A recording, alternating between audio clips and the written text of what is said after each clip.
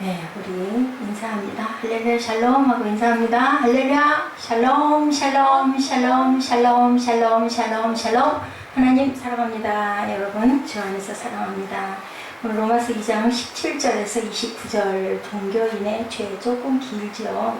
예, 종교 행위를 한다, 종교의 일에 종사한다 이런 이야기를 하는데, 그러므로 얻어지는 죄는 무엇인가? 우리가 나도 모르게 나는 뭐 달라, 나는 하나님과 가까워, 나는 기도를 특별히 해, 뭐 이런 경우 있죠. 나는 이만큼 봉사해, 이러다 보면 교만해지는 경우, 종교 의식이 돼버리는 예배, 절대 그래서는 안 된다. 누구도 아니라고 얘기할 수가 없는 상황입니다. 우리 말씀 한 절 한 절 보시면서 함께 은혜를 나눕니다.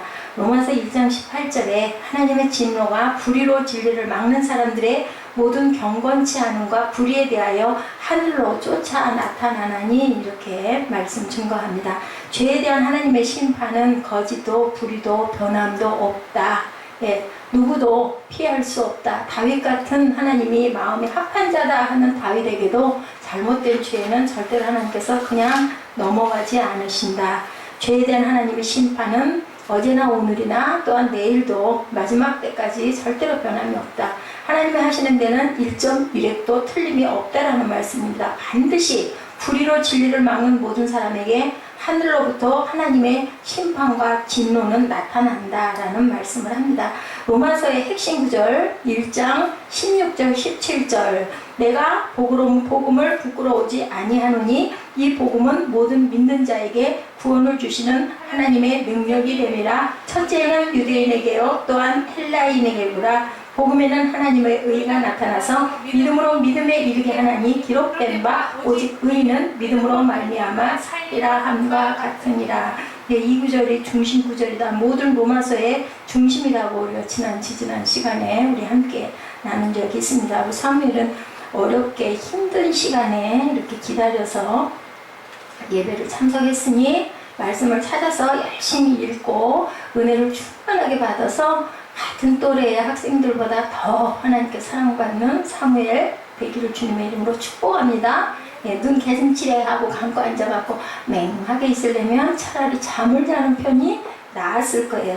어저께 밤에 1시 반까지 뭐 숙제 정리한다고 이따가 잠자고 7시 30분에 튀어 일어났으니 그 잠보가 얼마나 졸렸겠어요. 근데도 오늘 또 힘들게 왔다 갔다 했어요. 그래도 교회를 절대로 안 빠지겠다고 왔으니까 그만큼 귀하게 열매를 거두기 바랍니다.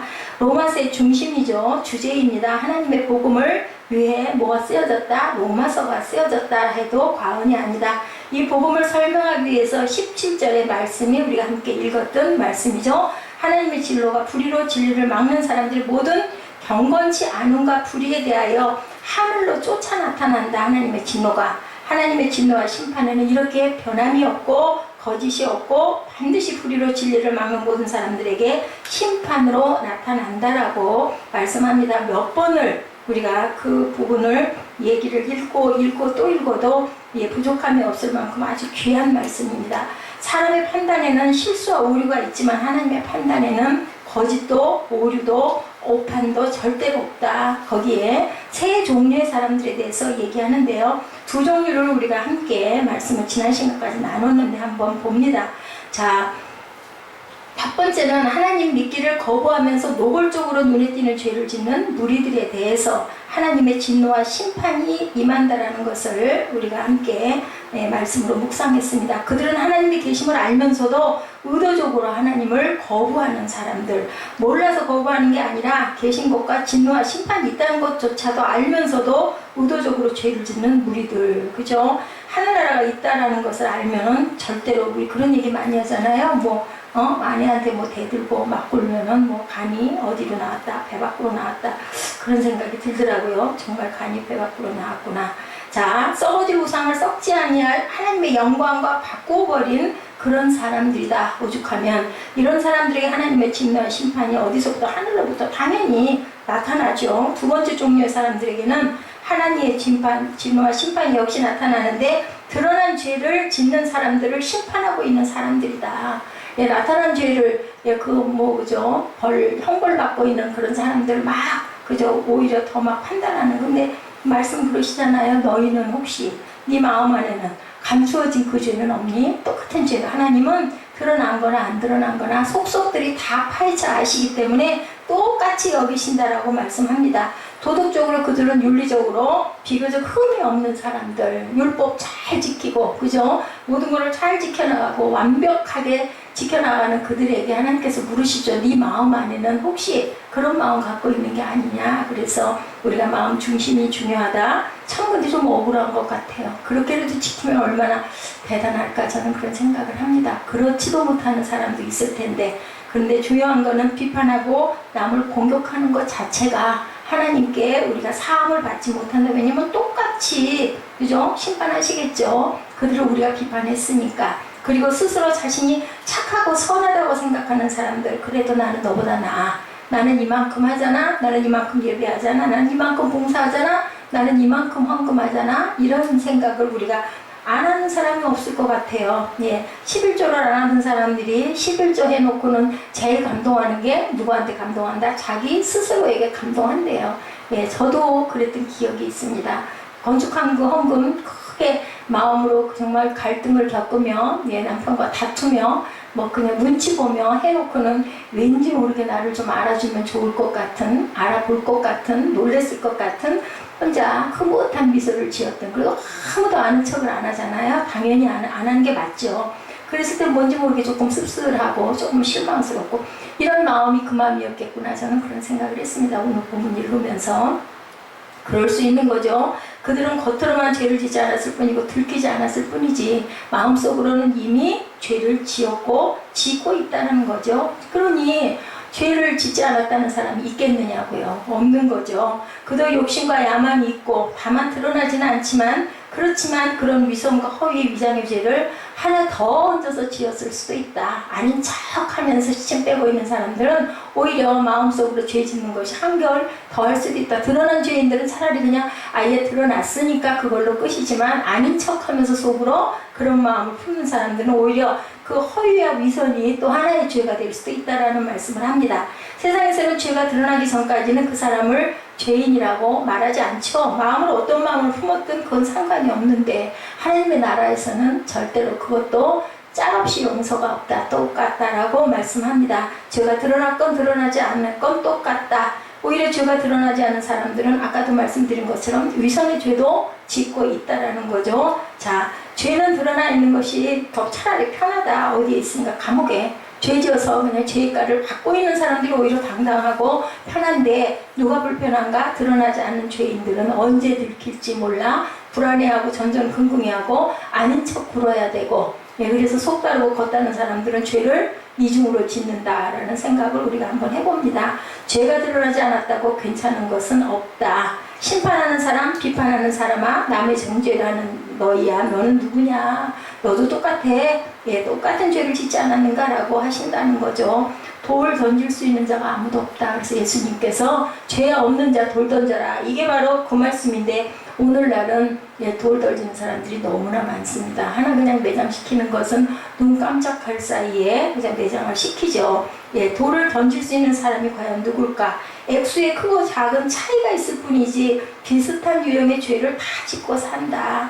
우리는 다 비슷하다. 그래서 욕을 하면서도 스스로가 불안해하고 모두 다 눈치를 보고 두려워하고 겁을 내기도 한다는 거죠. 왜 그럴까? 우리는 다 죄인이기 때문이다. 오늘 세 번째 말씀입니다. 사람이 오늘 주시는 그 말씀, 예, 하나님의 심판과 진노는 죄가 드러난 사람에게도 드러나지 않는 사람에게도 있는데, 죄가 숨겨진 사람이라고 죄가 없는 게 아닌데, 세 번째 심판받는 자는 우리가 오늘 제목처럼 종교적인 사람, 종교적인 죄를 짓는 사람입니다. 예, 종교적인 사람, 종교가 직업인 사람들, 누구를 얘기를 해요? 그 목회자들을 얘기를 하는 거죠. 예, 이들은 특별한 생각을 하고 있습니다. 나는 특별히 구별돼서 하나님께서 선택하여 뽑아주셨다. 나는 종이다. 나는 사역을 하고 있다. 이런 자들이 오히려 종교적인 아류에 빠져가지고 하나의 그냥 뭐라 그래야 되나, 그냥 종교적인 의식 속에 빠져서 그렇게 살아가는 사람들. 그래서 예, 목사가 천국에 오면 어이구 어떻게 네가 왔니 하고 반가워하신다는 얘기를 오죽하면 유머가 돼 있을 정도로 정말로 조심스러워야 되고, 정말로 우리들이 겸손해야 되고 정말로 더 낮아져야 되고 정말로 더 많이 무릎 꿇어야 되고 기도해야 되고 설교를 내가 아무리 기가 막힌 설교를 한다 해서 너희들은 들어라 쉐마 이스라엘아 할 것이 아니라 그 말씀이 바로 나에게 주시는 말씀이라는 것을 생각하고 어떻게 경건하게 두렵고 떨림으로 항상 하나님을 경외하는 마음을 갖는 그러한 종교인들이 되어야 된다. 이유는 두 가지다. 하나님을 믿으려면 저렇게 살아야 하는 것보다 사람들은 그걸 보면서 오히려 아유 나 같은 사람이 어떻게 예수를 믿겠어, 나 같은 사람이 어떻게 교회 나갈 수가 있겠어, 나같이 가진 것도 없고 힘도 없고 능력도 없는 내가 어떻게 저 사람들 틈에 섞일 수가 있겠어. 오히려 그렇게 함으로 거리가 더 멀어지고 교회에서 드물지는 그런 경우, 상처를 받는 경우가 많다. 예, 그래서 겁을 낸다는 거죠. 너무나 종교적인 열심과 율법과 완벽주의를 가지고 있기 때문에 하나님을 섬기려면 저렇게 금식도 하고 철야도 하고 11조도 하고 봉사도 하고 와 옆에 가기도 막 겁이 나. 왠지 모르게 막 서 있는데 제가 그 수목교회 갔다가 어떤 장로님이 아주 무섭게 구는 걸 보고 엄청 상처를 받았잖아요. 나가라고 쫓아낼 정도로. 정말 그거는 아닌 거죠. 뭐 어떤 목사님도 그런 분을 제가 본 적이 없는데 지금도 기억이 또렷합니다. 왜 그랬는지. 둘이 코드가 안 맞았기 때문에 뭔가를 좀 제가 물어보려고 했던가 어딘가를 가려고 했더니 그렇게 저지를 했던 그런 기억이 납니다. 두 번째 방해가 되는 이유는 별것 없다. 저렇게 해도 내용을 보니까 아무것도 아니다. 에휴 그래 봤댔자 그거 하나의 의식일 뿐이지 교회 그렇게 열심히 다녀봤댔자 그게 다 뭔데 이렇게 생각하는 경우가 또한 아주 무서운 경우다. 사단은 두 가지 조직을 가지고 세상을 지배한다고 합니다. 첫째는 국가조직, 하나는 종교와 우상 숭배의 조직이라고 합니다. 지상에는 얼마나 다양한 종교들이 많은지 모릅니다. 그렇죠? 예, 고대부터 지금까지 뭐 얼마나 그 우상들이, 작은 우상들이 많아요. 일본 같은 경우는 뭐 8,000 종류요? 뭐 엄청나게 많다고 그러죠. 토속 종교부터 시작하여 엄청난, 또 우리가 손으로 꼽을 수 있는 크고 이렇게 눈에 띄는 그런 종교들도 벌써 손가락, 10손가락에 들을 정도로 많습니다. 예, 이런 종교에 억압되어서 하나님을 발견하지 못하고 율법 안에서 절망하고 사는 경우, 하나님보다 어디 율법과 형식과 조직에 익숙한 자들, 예, 로마서 2장 17, 8절 우리가 한번 봅니다. 유대인이라 칭하는 내가 율법을 의지하며 하나님을 자랑하며 율법의 교훈을 받아 하나님의 뜻을 알고 지극히 선한 것을 좋게 여기며 유대인이라 칭하는 내가 라고 얘기하죠. 선택받았다라는 겁니다. 사도 바울은 유대이면서 유대주의에 깊이 빠졌던 사람이에요. 누구보다도 유대인에 대해서는 잘 아는 사람입니다. 아주 가말리엘 문화, 지금으로 보면은 뭐 그죠? 우리가 선망하는 뭐 하버드 대학인가요? 아니면 서울 대학인가요? 그러니까 이런 데서 공부했던 그 문화의 사람들, 율법에 있어서는 그 이상의 전문가가 없을 만큼 박사죠. 지금 그 학위로 얘기하면 뭐 아주 원 없이 가문도 좋고 돈도 많고 또 훌륭한 인격도 갖고 있고 또 엄청난 힘도 갖고 있던 그런 문화에 있던 사람, 로마 시민권자를 가진 사람들, 유대인으로 칭하는 내가, 유대인이라는 것은 바로 종교적인 사람을 가리킨다. 그런 이방인과 달리 하나님의 특별한 선택을 받았다고 생각하는 사람들이다. 그런데 그 하나님의 특별한 선택을 받은 종교인들, 종교 전문가들은 악인가 선인가 하는 것을 별로 생각하지 않는 사람들이다. 역설이죠. 중요한 것은 내가 선택받았다. 선민의식이죠. 선민 중에서도 나는 최고의 자리에 있는 자야. 나는 하나님과 가까워. 나는 달라. 이런 생각을 갖고 있는 사람들 아주 위험하다. 선택받은 사람인 자신은 나는 선하고 나는 의롭다고 생각을 하는 거죠. 선택받지 못한 이방인들은 아무리 선한 일을 해도 악하고 너희는 죄인이야 라고 생각을 한다. 이게 바로 바리새인과 세리의 차이점인데, 하나님께서는 오히려 바리새인을 더 비판하시고 세리의 기도를 들으셨다는 것을 우리가 너무나 잘 압니다. 선택받지 못한 이방인들은 아무리 착한 일을 했어도 하나님의 백성이 될 수 없다고 아예 단정을 해버리는 거죠. 그래서 그들은 무엇보다 중요한 것, 율법을 소유하는 거다, 할례를 하는 것이다. 달라, 구별됐어, 나는 할례자야. 근데 그거 아무것도 아니라고 오늘 본문에서도 말씀하시죠. 많은 종교인들은 하나님보다는 그들이 속한 조직에 익숙해질 수가 있다. 그리고 하나님을 잘 믿는다는 것을 생각하는 거다. 나는 이렇게 여기 들어와 있으면 난 정말 하나님을 잘 섬기고 믿어. 이렇게 아주 긍지와 자긍심을 갖는 사람들. 17절 10절 이하에 보면 종교적인 사람들이 갖는 몇 가지 특징이 있는데요. 유대인이라 칭하는 내가 율법을 의지하며 뭐를 자랑하며 하나님을 자랑하며 이렇게 말씀합니다. 이들은 율법을 아주 중요하게 생각하고 율법의 정신에는 중점이 없다. 율법 지키는 건 중요한데 왜 그런 율법을 주셨는지에 대해서는 전혀 중요하게 생각하지 않는다. 하나님을 자랑합니다. 하나님 중심입니다. 율법 없이는 그들은 살 수 없습니다. 율법이 말하는 외형적인 것에 대해서 율법을 아주 달달 볶아서 외웁니다. 율법의 뜻이라면 너무 예민하고 유대인들이 그렇죠. 3살 때부터 아이들 밥상머리라고 해가지고 아이들 손목에다 기울이면서 참 좋아요. 그거는. 근데 그냥 그렇게 달달 볶아 외우고 율법 주의로 갈 뿐이지 하나님이 왜 그렇게 귀한 말씀을 하셨는지 깊은 뜻은 별로 생각하지 않는다. 왜 그렇게 해요? 복 받으려고 그런다라는 거죠. 하나님의 깊은 뜻을 깨달아 알지 못하고 주변에 그것을 나누고 행하려고 하는 것보다는 내가 복 받고 내가 하나님의 보호 아래서 잘 살기 위한 거죠. 안식일을 지키라고 10계명이 말하면 그들은 안식일에 바느질은 몇 번 하면 죄가 아니고 몇 번 하면 죄가 된다.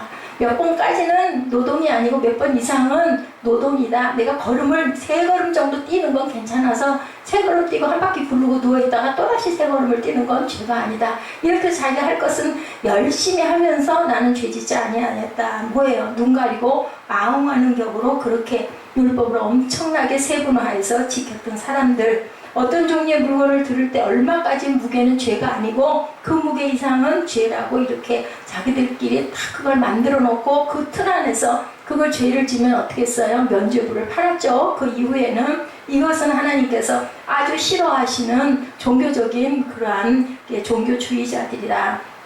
하나님을 자랑했지만 하나님을 온전히 사랑한 것이 아니라 자랑하고 하나님이 내 편이야. 내가 하나님 안에 속한 게 아니라 하나님이 나를 보호하셔 라고 생각하는 경우, 하나님을 자랑하는 경우와 이용까지 하려는 경우, 기도할 때도 내 기도를 하나님이 특별히 들어주셔. 내가 하나님의 뜻을 알려고 하는 게 아니라 내 기도를 왜 안 들어주세요? 이렇게 항의하는 이런 경우 아주 잘못된 경우다. 하나님을 자기만이 독점물이라고 생각하는 우상으로 섬기는, 마치 드라빈과 같이 누가 그래서 라헬이 어디에 못 들어갔어요? 자기의 조상의 묘에 들어가지 못하죠. 레아가 조상의 묘에 묻히게 됩니다. 그 드라빈 조그마한 인형이에요. 그게 나를 지켜주고 복을 준다. 그게 부부의 굉장한 그 사랑이 돈독해진다라는 그것을 믿고 그것을 들고 쫓아 밖으로 뛰어나와서 누구를 따라가요?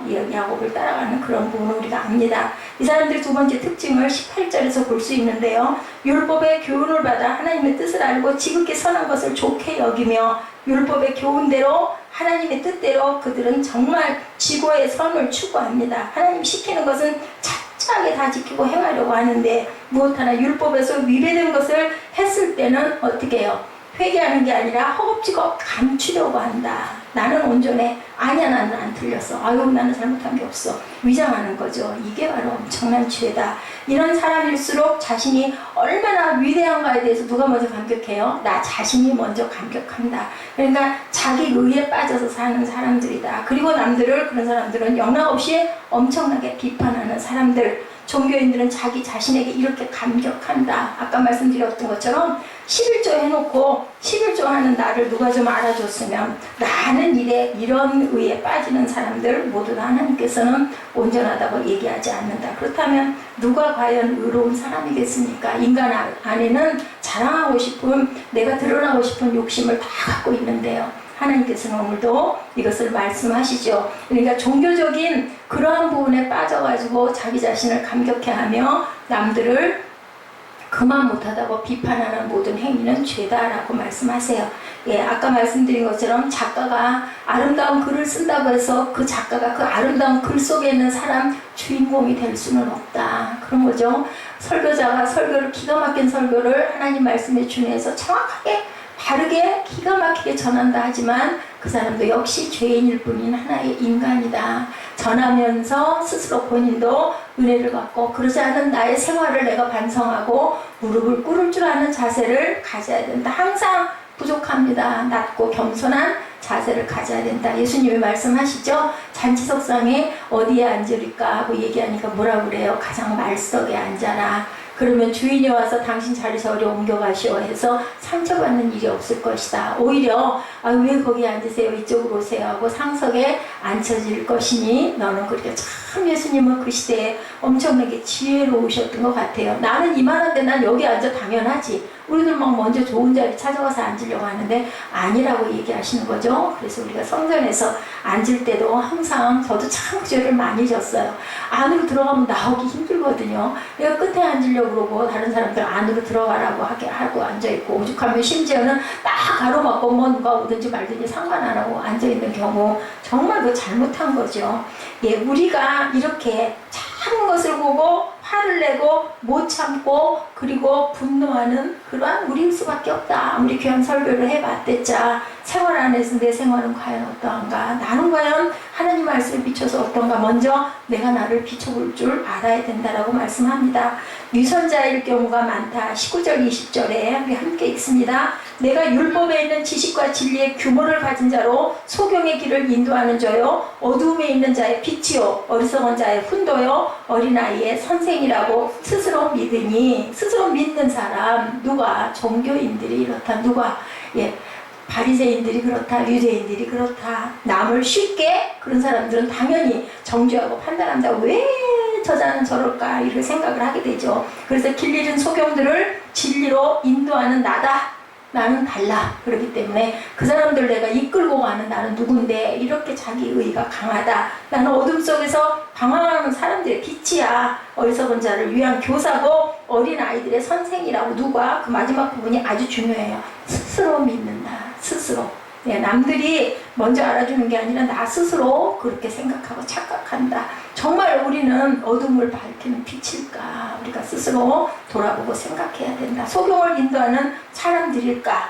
어리석고 무지몽매한 사람들에게 돌을 깨우쳐주는 사람이 맞는가? 그런 것처럼 보이는가? 왜 그럴까? 그들은 기도를 많이 하는 것처럼 보이고 스스로도 그렇게 착각을 합니다. 성경은 말씀합니다. 성경 종교인들에게 묻는 하나님의 질문이 21절에서 23절에 이런 도전을 하고 있습니다. 우리 함께 합니다. 그러면 다른 사람을 가르치는 내가 내 자신을 가르치지 아니하느냐? 도적질하지 말라 반포하는 내가 도적질하느냐? 간음하지 말라 하는 내가 간음하느냐? 우상을 가증히 여기는 내가 신사 물건을 도적질하느냐? 율법을 자랑하는 내가 율법을 범함으로 하나님을 욕되게 하느냐? 그렇게 하지 않느냐는 거예요. 얘는 정말 그렇게 하고 있냐는 거죠. 종교인들에게 묻는 하나님의 이것은 5가지의 질문이라고 말씀합니다. 종교 전문가들, 종교로 밥을 먹고 사는 사람들, 하나님을 독점하는 사람들, 교회를 독점했다고 생각하는 사람들에게 하나님이 주시는 5가지의 문제점. 도적질하는 문제, 가르치는 문제, 간음하는 문제, 우상 숭배할 때 재물의 문제, 율법을 자랑하는 문제. 그래서 뭐라 그래요? 예, 선생 되기를 즐거워하지 말라고 야고보 사도가 그렇게 얘기합니다. 정말 중요한 거죠. 선생이 되려면 선생 다 와야 되는데 너는 과연 그 자격이 있는 자격이 있을 사람은 하나도 없어요. 그래서 목회자들이 뭘로 된다고요? 은혜로 된다. 그래서 학벌이 중요하지 않다. 그리고 사람이 될 수 있는 게 아니다. 그럼 그 본인들이 나중에 뭐 좋은 사람 목회자 하지만 목회자가 될 때는 기본적인 하나님의 은혜가 없이는 목회자 일을 갈 수 없다. 요즘에는 뭐 출세 지향적인 부분으로 잘 먹고 잘 살기 때문에 그죠? 배우자의 뭐 순서 랭킹 뭐 2위인가 3위가 된다 하죠. 전에는 맨 마지막이었는데 그것은 목회자의 본 모습이 아니다. 왜냐하면 예수님께서 오셔서 살고 가시는 그 발자취를 우리가 알기 때문에 그렇게 살아서는 안 된다. 하나님은 절대로 봐주는 분이 아니다. 죄가 드러났거나 죄를 숨겼거나 종교적인 전문가가 됐다 하더라도 절대로 그죠? 숨길 수도 감출 수도 위장을 할 수도 없는 게 바로 하나님의 눈이라는 것을 우리가 알아야 된다. 저는 정말 지금도 이 말씀을 전하면서도요, 제가 한동안 한때 커다란 하나님의 눈이 제 가슴 배 가운데 딱하니 이만하게 있는 그런 환상을 저는 늘 봤어요. 얼마나 잘못이 많아서 그랬을까요? 왜 그랬을까요? 한동안 그랬어요. 이만한 커다란 눈이 크기로 비교할 수도 없는 그런 눈이 내 몸 안에 그윽하게 뜨겁게 뜨고 계시는 그런 것을 제가 환상적으로 느낌으로 항상 그걸 읽고 봤습니다. 하나님께서는 나를 이렇게 투시하시죠. 관찰하시죠. 우리가 초음파 피할 수 없잖아요. 레이더망을 절대로 피해갈 수 없는 것처럼 환히 꿰뚫어 본다. 이래서 종교적인 특권을 가진 자들의 일반적인 문제점은 스스로 의롭다, 착하다 그렇게 주장하지만 그 말을 가르치고 난 다음에 내 자신이 죄를 짓지는 않는지를 돌아봐야 된다. 맞습니다. 정말 새벽에 혼자 전하든 둘이 전하든 전하고 나면요, 내 입에서 나간 그 말씀들이 저도 그 자리에서 말씀을 다시 또 묵상하면서 듣거든요. 물론 준비하지만. 그래서 제가 토시 하나도 안 빠지고 읽으려고 할 정도로 정말 동의가 하는 구절들을 생각하면서 너는 어떠냐고 저는 저 자신에게 물어봅니다. 미워했던 거, 분노했던 거, 또 뭐 그래놓고도 또 누구를 비판하거나 정죄하고 판단하죠. 왜냐하면 내 안에 상처가 있기 때문에. 그래놓고 나면 마음이 엄청 괴롭습니다. 그러면서 조금씩 정말 겨자씨만큼씩이라도 변해가고 있는지, 나는 그런 부분을 극복해가고 있는지, 그래서 이런 환경을 주신 게 아닌가, 그래서 우리 사무엘 같은 아들을 주신 게 아닌가 하는 생각을 언뜻 합니다. 만약 그렇지라도 않았다면, 새벽 예배라도 없었다면 제가 과연 그런 생각을 몇 번이나 하고 갈 수 있었을까 생각을 합니다. 이렇게 부족하기 때문에 이렇게 앉혀놓는 게 아닌가. 도적질하면 안 된다고 말하면서 그 말이 끝나자마자 우리는 도적질 하죠. 남의 마음도 훔치고 남의 물건도 왠지 모르게 좋아 보이고 괜히 마음속에 약간의 질투가 일어나기도 하고, 그죠? 이런 마음들이 우리 마음에 얼마나 많은지. 간음하면 안 된다고 설교하고도 바로 간음을 저지르는 경우도 많다. 우상숭배의 물건을 더럽다고 말하면서도 또 눈독 들여서 그 물건들을 바라볼 때는 과연 없는지, 그 말을 하면서 그 물건에 눈독을 들이는 것, 그 물건을 몰래 빼내서 몰래 챙기는 것, 욕심 부리는 것, 하나 더 가지려고 하는 것, 그게 바로 종교인들이다. 율법을 자랑하지만 율법을 범함으로 하나님의 영광을 가리는 자가 바로 네 자신이 아니냐라는 것을 정말 아주 내 쪽에서 우리가 자기 자신에게는 굉장히 너그러운데 그러지 않고 정말 정당하게 한번 생각해 봐라.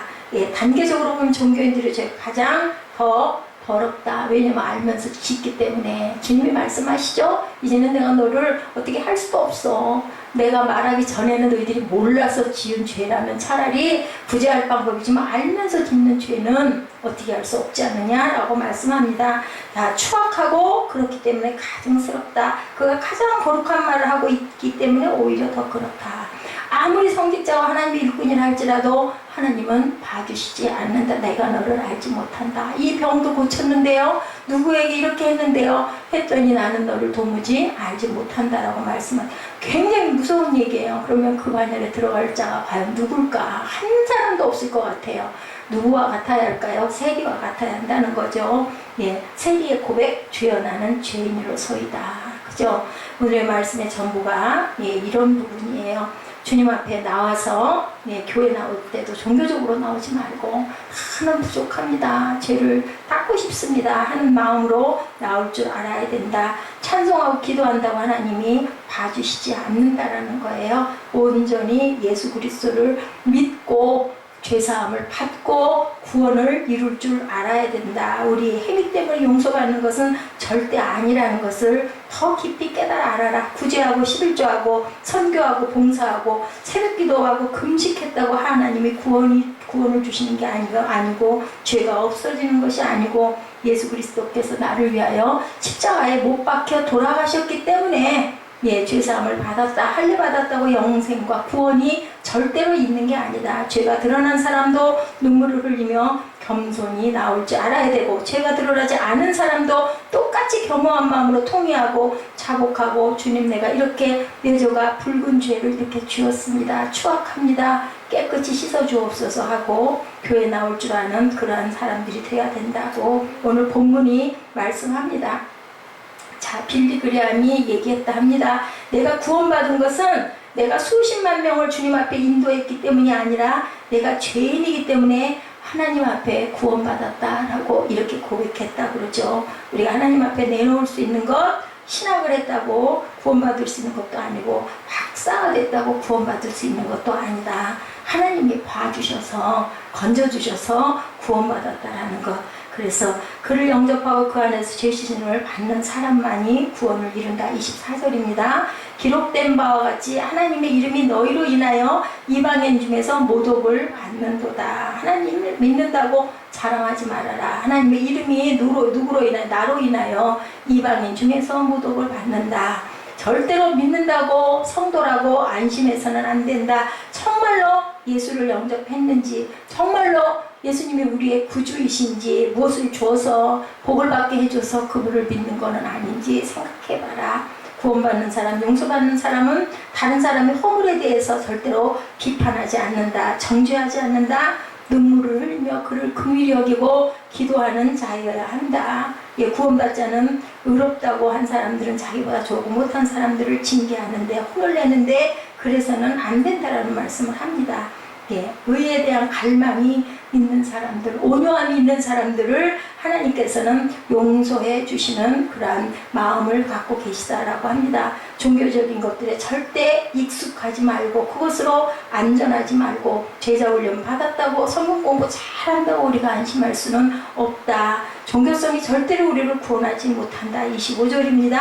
내가 율법을 행한즉 할례가 유익하나 만일 율법을 범한즉 내 할례가 무할례가 되었느니라. 율법 범하지 말라는 거죠. 할례를 받았다 하더라도 율법을 지키지 못하면 그것은 무할례와 같다. 그러면은 할례 받는다고 해서 온전할 사람 하나도 없고 율법을 다 지킬 수가 없으니까 오직 예수 그리스도의 피밖에 없다는 거죠. 그런즉 무할례자가 26절입니다. 그런즉 무할례자가 율법의 제도를 지키면 그 무할례를 할례와 같이 여길 것이 아니냐. 비록 무할례자를 할지라도 율법을 제대로 지켰다면 그것은 할례 받은 것과 같다. 무할례, 할례 안 받았다 하더라도. 28절입니다. 대저 표면적 유대인이 유대인이 아니요 표면적 육신의 할례가 아니라 유대인이라고 주장하는 것이나 할례를 받았다고 말하는 것은 아무 의미가 없다. 내면적으로 정말로 너희들이 할례를 받았느냐, 우리의 종교성이 우리를 구원해 주지 않는다. 너무나 많은 성도들이 너무나 많은 사람들이 자신의 종교성을 그것으로 구원을 받는다고 생각하는데, 열심 내고 봉사한다고 구원받는 것은 절대 아니다. 뭐는 있어요? 기회는 있는 거죠. 교회 열심히 나가고 봉사 열심히 하고, 그죠? 순종해서 11조 생활 열심히 하고 기회가 있는 거예요. 그 마음이 왔기 때문에. 근데 절대로 그것을 종교적으로 하지는 말라는 거죠. 그러니까 마음이 있는 곳에 물질이 있다라는 말씀을 하시는 겁니다. 29절입니다. 오직 이면적 유대인이 유대인이며 할례는 마음에 할지니 영에 있고 의인에 있지 아니한 것이다. 그 칭찬이 사람에게서 아니요 다만 하나님에게서니라. 참된 구원은 내가 유대인이냐 아니냐, 할례를 받았느냐 아니냐에 있지 않다. 행위가 의롭고 선하고 착한가에 있지도 않다. 말씀으로 구원은 문자가 아니고 뭐다고요? 영이라고 29절 말미에 있죠. 참된 축복과 칭찬은 사람에서가 아니라 어디서? 스피릿, 영에서 나타난다. 하나님이 인정하시고 축복해야 된다. 우리 함께 그 부분의 말씀을 깊이 묵상해 보십시다. 자신에게 속지 말고 제일 속기 쉬운 게 자기 자신이라고 그래요. 나는 이만큼 하니까 하나님이 이렇게 말씀하셨어. 내가 내 말을 하고 이럴 때가 너희들이 없는가? 자신의 논리가 맞다고 괜찮다고 생각하는가? 그렇다면은 당신은 구원받을 수 있는 성도의 자격을 갖고 있지 않다. 뭐 해야 돼요? 온전히 예수를 믿고 의로운 사람이 돼야 된다. 그리고 불쌍히 여기져서 하나님이 나를 봐주셨다라고 생각을 할 줄 알아야 된다. 착한 행위와 전통과 종교성과 기도에 익숙함에 구원이 절대로 있지 않다. 그분 안에서 죄 씻음을 받고 중생을 경험해라. 누구 안에서? 예수 안에서. 그래서 우리 29절의 말씀, 이면적 유대인이 유대인이며 할례는 마음에 할지니 심령에 있고 의문에 있지 아니한 것이라. 칭찬이 사람에게서 아니요 다만 하나님에게서니라. 29절이 결론입니다. 우리는 그때 하나님의 자녀로 천국으로 우리의 생애가 이어진다는 것. 오죽이나 하면은 노아가, 오죽이나 하면은 그죠? 에녹이, 오죽이나 하면은 이렇게 누구예요? 누구죠? 아벨, 그죠? 세 사람의 하나님께 불려서 올라간 그 구원이 오죽이나 하면 그렇게 일어났을까? 뭐 하시기 때문에 함께 하신 하나님을 믿고 따르고 순종하고 그리고 하나님과 동행했기 때문이라는 것을 우리가 금요 예배에 그 에녹과 노아와 그리고 아벨의 그 순종을 우리들이 봅니다. 무엇이 우리의 본질이 마음밭이 하나님의 기뻐하신 뜻이 어디 있는지를 알아야 된다. 하나님께 우리의 허물 그리고 내 내면을 십자가를 붙들고 나아가게 하여 주옵소서 하고 기도하는 시간 갖도록 합니다. 예수의 이름으로 우리는 일어서야 되겠죠? 자, 우리 찬양합니다. 예, 십자가 우리 찬양하죠.